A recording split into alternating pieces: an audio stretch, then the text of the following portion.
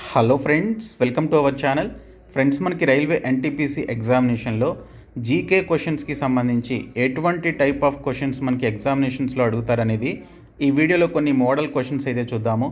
So video చూస్తున్నటువంటి వారు వీడియోని లైక్ చేసి ఛానల్ని సపోర్ట్ చేయండి.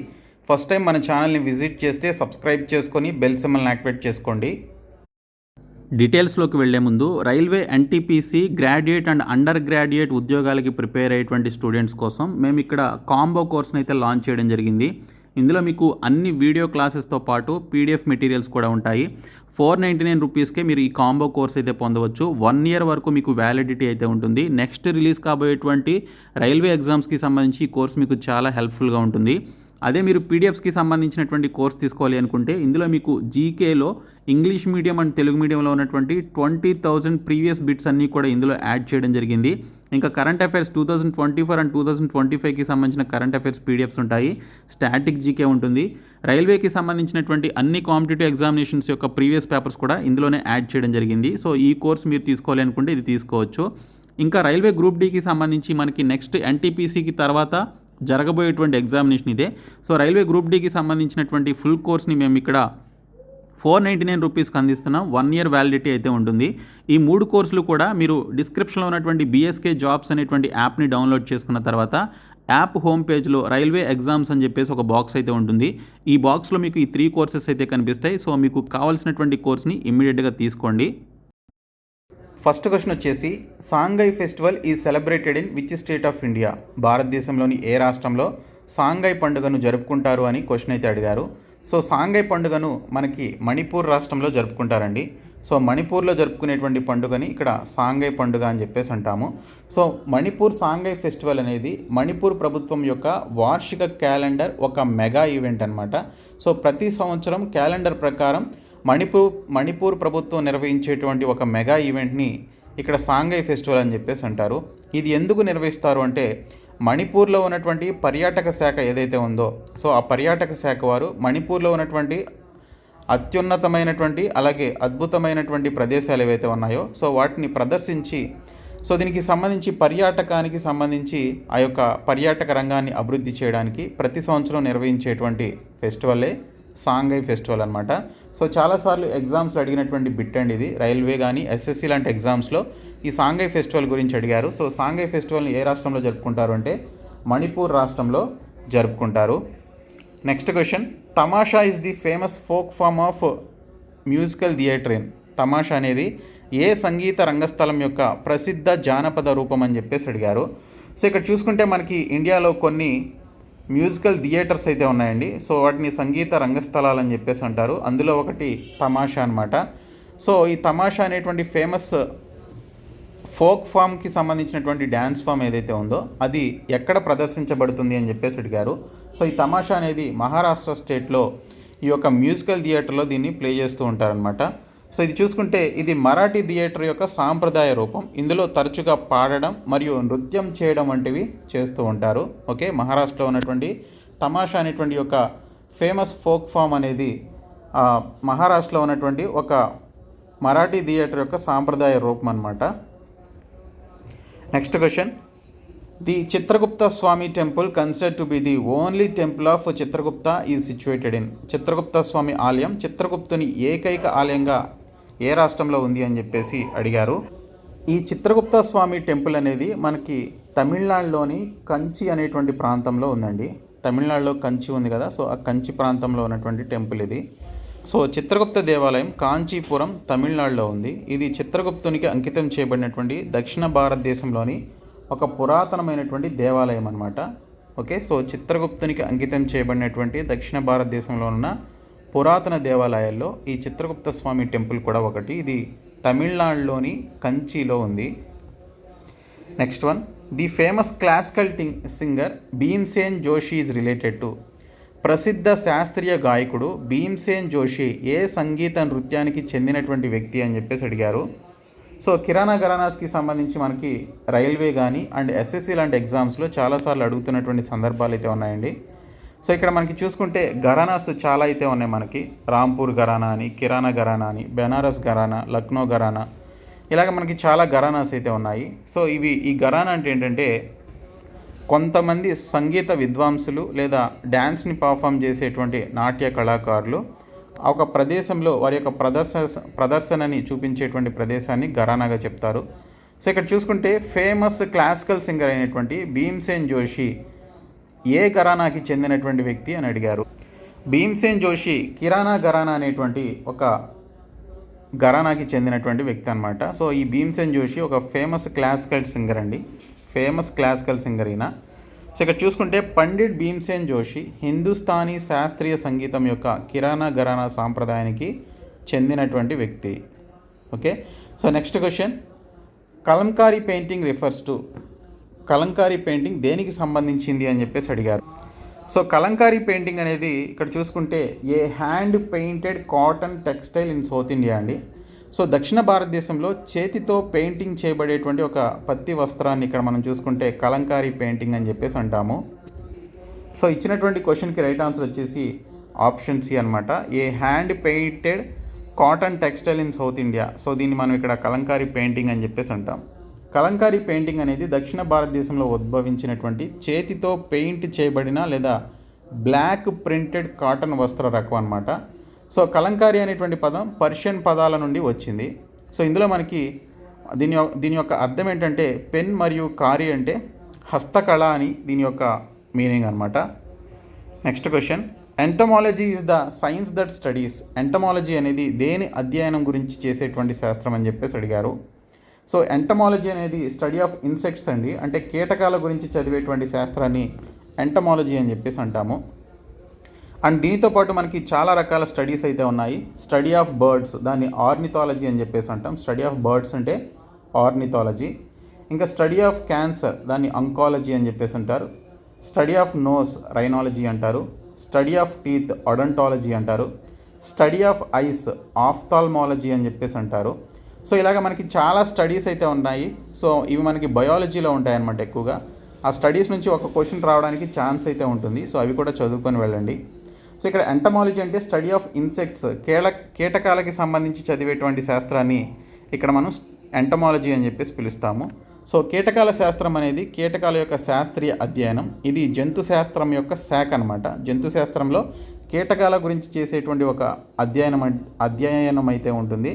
సో అది ఒక శాఖగా ఉంటుంది, అంటే అది ఒక పార్ట్ అనమాట. సో జంతు శాస్త్రంలో వర్గీకరించబడినటువంటి అనేక ఇతర రంగాల వల్లే కీటకాలజీ అనేది కూడా టాక్సిన్ ఆధారిత వర్గం అనమాట. Next question, what is the name given to the outermost planetoid discovered recently in the solar system. సౌర వ్యవస్థలో ఇటీవల కనుగొనబడినటువంటి అత్యంత బయటి ప్లానెటాయిడ్ పేరు ఏమిటి? సో ఇటీవల ఒక అవుటర్ మోస్ట్ ప్లానెటాయిడ్ని డిస్కవర్ చేశారనమాట సోలార్ సిస్టంలో. సో దాన్ని ఏమంటాము అంటే సెడ్నా అని చెప్పేసి పిలుస్తారండి. దాన్ని సెడ్నా అని చెప్పేసి పిలవడం జరుగుతుంది. సో ఖగోళ శాస్త్రవేత్తలు మన సౌర వ్యవస్థకు చాలా అంచున కొత్త ప్లానెటాయిడ్ను కనుగొన్నారు. సో దాని పేరు సెడ్నా అనేటువంటి ఒక కొత్త వస్తువు అనమాట. సో ఇది చిన్న గ్రహం అయినటువంటి ప్లూటో అంత పెద్దదిగా ఉంటుంది. సో ప్లూటో ఎంతైతే సైజు ఉంటుందో అంత సైజులో ఉండేటువంటి ఒక అవుటర్ మోస్ట్ ప్లానెటాయిడ్ని డిస్కవర్ చేశారు. దాని పేరు Sedna. Next question, who invented chloroform as anaesthetic. క్లోరోఫామ్ను మత్తుమందుగా ఎవరు కనుగొన్నారు? క్లోరోఫామ్ను మత్తుమందుగా ఎవరు కనుగొన్నారు అంటే జేమ్స్ సిమ్సన్ అనేటువంటి సైంటిస్ట్ కనుగొన్నారండి. క్లోరోఫామ్ను మత్తుమందుగా జేమ్స్ సిమ్సన్ అనేటువంటి అతను కనుగొనడం జరిగింది. Sir James Young Simpson Scottish మరియు వైద్య చరిత్రలో ఒక ముఖ్యమైనటువంటి వ్యక్తి. సిమ్సన్ క్లోరోఫామ్ యొక్క మత్తు లక్షణాలను కనుగొన్నాడు మరియు సాధారణ వైద్య ఉపయోగం కోసం దాన్ని విజయవంతంగా ప్రవేశపెట్టడం జరిగింది. Next question, epigraphy is the study of which of the following. Epigraphy అనేది దేనికి సంబంధించిన అధ్యయనం అని చెప్పేసి అడిగారు. సో ఎపిగ్రఫీ అనేది స్టడీ ఆఫ్ ఇన్స్క్రిప్షన్స్ అండి. సో శాసనాలు ఉంటాయి కదా, సో అశోకుని శాసనం కావచ్చు, అలాగే సంచి స్తూప కానీ ఇలాగ మనకి చాలా శాసనాలు అయితే ఉన్నాయి. వాటిపైన మనకి కొన్ని లిపి, ఒక డిఫరెంట్ లిపి అనేది ఉంటుంది. ఆ శాసనాల పైన ఉన్నటువంటి లిపిని గురించి వారు ఏం రాశారు, వాటి యొక్క చరిత్ర గురించి తెలుసుకునేటువంటి యొక్క అధ్యయనాన్ని ఏమంటాము అంటే స్టడీ ఆఫ్ ఎపిగ్రఫీ అని చెప్పేసి అంటాము. సో ఈ ఇన్స్క్రిప్షన్స్ పైన ఉండేటువంటి యొక్క శాసనాల గురించి అధ్యయనం చేస్తారనమాట. ఎపిగ్రఫీ అనేది శాసనాలు లేదా ఎపిగ్రాఫ్లను వ్రాతగా అధ్యయనం చేయడం. ఇది ఎపిగ్రాఫ్లను గుర్తించడం, వాటి అర్థాలను స్పష్టం చేయడం, తేదీలు మరియు సాంస్కృతిక సందర్భాల ప్రకారం వాటి ఉపయోగాలను వర్గీకరించడం మరియు రచన మరియు రచయితల గురించి తీర్మానాలు చేసేటువంటి శాస్త్రాన్ని ఇన్స్క్రిప్షన్స్ అంటే స్టడీ ఆఫ్ ఎపిగ్రఫీ అని చెప్పేసి అంటారు. ఇంకా నెక్స్ట్ క్వశ్చన్ వచ్చేసి which instrument is used for photographing the sun? సూర్యుని ఫోటో తీయడానికి ఉపయోగించేటువంటి పరికరం ఏది అంటే స్పెక్ట్రోహీలియోగ్రాఫ్ అని చెప్పేసి పిలుస్తారండి. స్పెక్ట్రోహీలియోగ్రాఫ్ అని పిలవడం జరుగుతుంది. సో ఈ స్పెక్ట్రోహీలియోగ్రాఫ్ అనేది ఒక ఇన్స్ట్రుమెంట్ అనమాట. సో సూర్యుడికి సంబంధించినటువంటి ఇమేజెస్ తీయడానికి సంబంధించి దీన్ని ఉపయోగిస్తారు. ఇందులో మనకి single wave length of light ఉంటుంది అండ్ క్రోమాటిక్ ఇమేజెస్ని ఇది తీయగలదన్నమాట. కాబట్టి సూర్యుని ఫోటో తీయడానికి ఉపయోగించేటువంటి పరికరం ఏంటంటే స్పెక్ట్రోహీలియోగ్రాఫ్. ఓకే, స్పెక్ట్రోహీలియోగ్రాఫ్ అని చెప్పేసి పిలుస్తారు. Next question, which of the following is a feature to both the Indian federation and the American federation? కింది వాటిలో ఇండియన్ ఫెడరేషన్ మరియు అమెరికన్ ఫెడరేషన్ రెండింటికి సంబంధించింది ఏది అని చెప్పేసి అడిగారు. సో ఇక్కడ చూసుకుంటే మనకి a federal supreme court interpret the constitution, రాజ్యాంగాన్ని అర్థం చేసుకోవడానికి ఫెడరల్ సుప్రీం కోర్ట్ అనేది ఒకటి ఉంటుందన్నమాట. ఈ రెండు కూడా ఇండియన్ ఫెడరేషన్కి అలాగే అమెరికన్ ఫెడరేషన్కి సంబంధించి కామన్గా ఉండేటువంటి ఒక ఫీచర్గా చెప్పుకోవచ్చు. Next question, the design of the national flag was adopted by the constituent assembly of India in? జాతీయ జెండా రూపకల్పనను భారత రాజ్యాంగ సభ ఎప్పుడు ఆమోదించింది అంటే మనకి స్వాతంత్రం రావడానికి జస్ట్ ఫ్యూ డేస్ ముందు, ఓకే, 1947లో జూలై నెలలో ఈ యొక్క కాన్స్టిట్యూయెంట్ అసెంబ్లీ నేషనల్ ఫ్లాగ్ని, డిజైన్ ఆఫ్ నేషనల్ ఫ్లాగ్ని ఆమోదించడం జరిగింది. ఓకే, సో ఇక్కడ మీరు చూడండి, భారతదేశం ఆగస్టు 15, 1947 బ్రిటన్ నుండి స్వాతంత్రం పొందడానికి కొద్ది రోజుల ముందు అంటే జూలై 22, 1947 భారత రాజ్యాంగ సభ జాతీయ జెండా రూపకల్పనను ఆమోదించడం జరిగింది. Next question, the number of members included in the constitution drafting committee was? రాజ్యాంగ ముసాయిదా కమిటీలో చేర్చబడినటువంటి సభ్యుల సంఖ్య ఎంతంటే మొత్తం 7 అనమాట. సో 7 ఈ డ్రాఫ్టింగ్ కమిటీకి సంబంధించిన ముసాయిదా కమిటీలో చేర్చబడినటువంటి సభ్యుల సంఖ్య. సో రాజ్యాంగ ముసాయిదా కమిటీలో చేర్చబడిన సభ్యుల సంఖ్య మొత్తం 7. Next question, who among the following was the chairman of the union constitution committee of the constituent assembly? కింది వారిలో రాజ్యాంగ పరిషత్ యొక్క యూనియన్ రాజ్యాంగ కమిటీ చైర్మన్ ఎవరు అని చెప్పేసి అడిగారు. రైట్ ఆన్సర్ వచ్చేసి జవహర్లాల్ నెహ్రూ అండి. సో జవహర్లాల్ నెహ్రూ గారు రాజ్యాంగ పరిషత్ యొక్క యూనియన్ రాజ్యాంగ కమిటీ చైర్మన్గా ఉన్నారు. సో ఇక్కడ మీరు చూడండి ఆన్సర్స్, దీనికి సంబంధించిన రైట్ ఆన్సర్ జవహర్లాల్ నెహ్రూ రాజ్యాంగ పరిషత్ యొక్క యూనియన్ రాజ్యాంగ కమిటీ అధ్యక్షుడిగా ఉండడం జరిగింది. Next question, when the both posts of the president and vice president are vacant, who among the following officials as president? President మరియు వైస్ ప్రెసిడెంట్ 2 పదవులు ఖాళీగా ఉన్నప్పుడు కింది అధికారులలో ఎవరు రాష్ట్రపతిగా ఉంటారు అని చెప్పేసి అడిగారు. So president post, vice president post 2 కూడా వేకెంట్గా ఉన్నప్పుడు, ఎవరు ఆ యొక్క అధికారంలో లేనప్పుడు, 2 పొజిషన్స్ ఖాళీగా ఉన్నప్పుడు ఎవరు ప్రెసిడెంట్ ఆఫ్ ఇండియాగా వ్యవహరిస్తారు అంటే chief justice of supreme court అండి.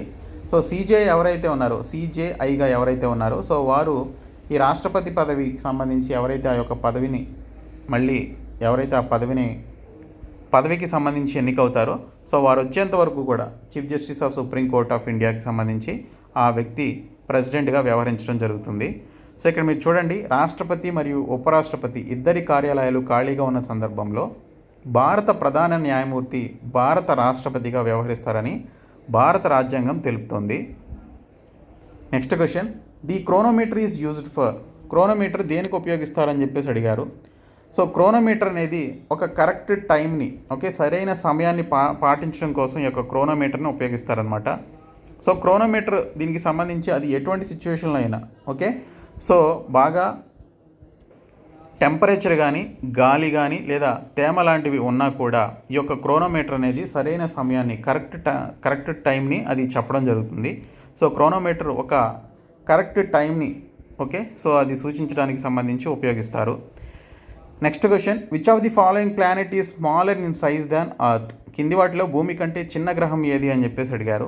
శని గ్రహం పెద్దదే, నెప్ట్యూన్ పెద్దదే, అలాగే యురేనస్ కూడా పెద్దదే, ఇంకా అతి చిన్న గ్రహం శుక్రుడు అనమాట భూమి కంటే. సో శుక్రుడు భూమి కంటే పరిమాణంలో చిన్నవాడు. సో భూమి వ్యాసం 12,742 కిలోమీటర్లు ఉంటే శుక్రుడు 12,100 కిలోమీటర్లు అయితే ఉంటాడు. Next question, the river known as Padma in Bangladesh is, బంగ్లాదేశ్లో పద్మ అని పిలువబడేటువంటి నది ఏది అని చెప్పేసి అడిగారు. సో మన దేశంలో గంగా నదిని వారి దేశంలో పద్మ అని చెప్పేసి బంగ్లాదేశ్ వాళ్ళు పిలుస్తారనమాట. సో కాబట్టి బంగ్లాదేశ్లో పద్మ అని పిలువబడేటువంటి నది గంగా నది. Next question, the town which is situated at the confluence of Bhagirathi and Alaknanda, Bhagirathi మరియు అలకనంద సంగమం వద్ద ఉన్నటువంటి పట్టణం ఏది అని అడిగారు. సో భగీరథి మరియు అలకనంద కలిసేటువంటి యొక్క సంగమం ఉన్నటువంటి పట్టణాన్ని దేవప్రయాగ్ అని చెప్పేసి పిలుస్తారండి. దేవప్రయాగ్ అని చెప్పేసి పిలవడం జరుగుతుంది. సో అలకనంద టిబెట్ సరిహద్దుకు సమీపంలో ఉత్తరాఖండ్లోని సతోపంత్ మరియు భగీరథ్ ఖరక్ హిమానీ నదాల సంగమం మరియు పాదాల వద్ద ఇది పెరుగుతుంది. Next question, which of the following reverse have almost the same point of beginning, కింది వాటిలో ఏ నదుల ప్రారంభ స్థానం దాదాపు ఒకే విధంగా ఉంటుంది అని చెప్పేసి అడిగారు. సో ఇక్కడ చూసుకుంటే బ్రహ్మపుత్ర మరియు ఇండస్ రివర్స్, బ్రహ్మపుత్ర మరియు సింధు నదులు ఏవైతే ఉన్నాయో సో ఈ రెండింటి యొక్క ప్రారంభ స్థానం అనేది ఒకే విధంగా ఉంటుందన్నమాట. సో ఇక్కడ మీరు చూడొచ్చు, సింధు మరియు బ్రహ్మపుత్ర నదులు దాదాపు ఒకే మూలాన్ని కలిగి ఉంటాయి. రెండు టిబెట్లోని మానస సరోవర్ సరస్సు మరియు కైలాష్ పర్వతం వద్ద ఇవి ఉద్భవించడం జరుగుతుంది. ఉద్భవించడం అంటే అక్కడ పుడుతుందన్నమాట. సో కాబట్టి బ్రహ్మపుత్ర మరియు సింధు నదులు ఏవైతే ఉన్నాయో వీటికి సంబంధించినటువంటి బిగినింగ్ పాయింట్ సేమ్ ఒకే చోట ఉంటుంది. సో ఇవి మనకి కొన్ని మోడల్ టైప్ ఆఫ్ క్వశ్చన్స్ అండి జీకేకి సంబంధించి. సో ఇలాంటి క్వశ్చన్సే మనకి అడుగుతారు రైల్వే ఎన్టీపీసీ ఎగ్జామినేషన్లో. సో మేము మీకు ప్రొవైడ్ చేసినటువంటి 199 రూపీస్ ఈ పీడిఎఫ్ కోర్స్ ఏదైతే ఉందో అది తీసుకోండి. మీరు ఈ షార్ట్ టైంలో ప్రిపేర్ అవ్వడానికి మీకు చాలా హెల్ప్ఫుల్గా ఉంటుంది. కాబట్టి ప్రతి ఒక్కరు కూడా ఈ కోర్స్ తీసుకొని మీ ఫ్రెండ్స్కి షేర్ చేయండి వీడియోని. Thank you.